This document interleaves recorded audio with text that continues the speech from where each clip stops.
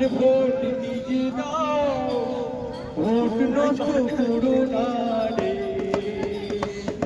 শান্তিপূর্ণ ভোট দাও, শান্তি ভঙ্গ করো না রে। নিজের ভোট নিজে দাও, ভোট নষ্ট করো না রে।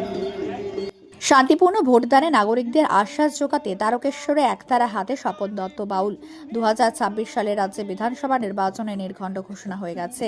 আগামী 23শে এপ্রিল প্রথম দফা এবং 29শে এপ্রিল দ্বিতীয় দফায় রাজ্যে ভোট গ্রহণ অনুষ্ঠিত হবে। নির্বাচনকে ঘিরে ইতিমধ্যে রাজ্যের শাসক দল, প্রধান বিরোধী দল, বিজেপির সহ বিভিন্ন রাজনৈতিক দল জোর কদমে প্রচার অভিযানে নেমে পড়েছে।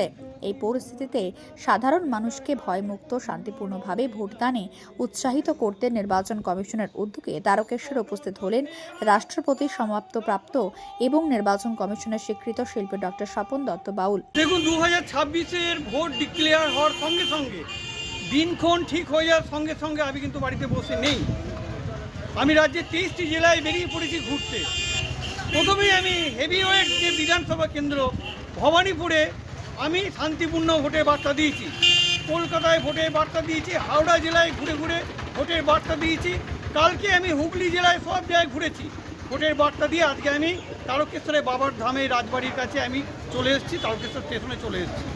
কারণ একটাই, ভোট আমাদের শান্তিপূর্ণ করতে হবে। কেউ শান্তি ভঙ্গ করবেন না।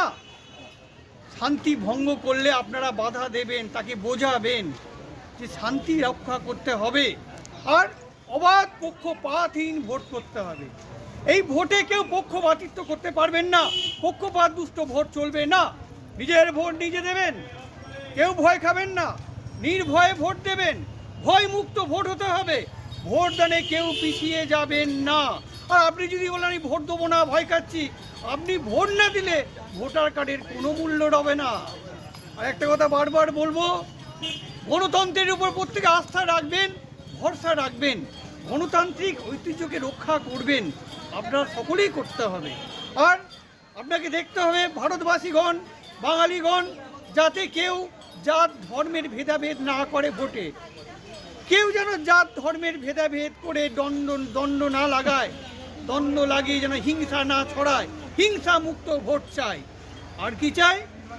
আপনাকে কঠোর প্রতিজ্ঞা করতে হবে, অঙ্গীকার করতে হবে, আমরা সকলে শান্তিপূর্ণ ভোট করব। জনগণ যদি মনে করে আমি শান্তি রক্ষা করব, শান্তিপূর্ণ ভোট করব, কেউ কিছু করতে পারবে না। বুধবার তিনি Tarakeswar rail station, bus stand, মন্দির চত্বর সহ বিভিন্ন জনবহুল এলাকায় একতারা ও বাগডুগি হাতে বাউল গানের মাধ্যমে সাধারণ মানুষের কাছে ভোট উৎসবে সামিল হওয়ার আহ্বান জানান। তার গানের মূল বার্তা ছিল ভয় মুক্ত পরিবেশে সকল নাগরিক যেন নিজেদের গণতান্ত্রিক অধিকার প্রয়োগ করেন এবং শান্তিপূর্ণভাবে ভোটদান করেন। তারকেশ্বর থেকে আশিস কুমার ঘোষের রিপোর্ট, মেমারি আপডেট নিউজ।